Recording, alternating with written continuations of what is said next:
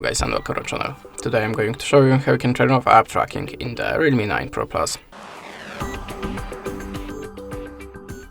So, at the first open the settings, then go to the apps.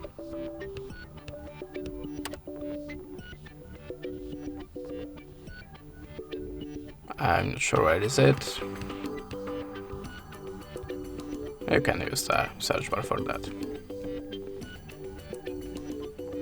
Just tap on it and go to the app management. Then look for the app that you want to turn off the localization tracking. In my case it's Google Chrome. And now go to the permissions. How you can see, Google Chrome have a location permission on my phone, so if you want to deny it, just click on it, choose don't allow, and click don't allow anyway. And now the Google Chrome or any other app cannot track you anymore. That's it. Thanks for the watching, leave us a subscribe or a comment, and goodbye.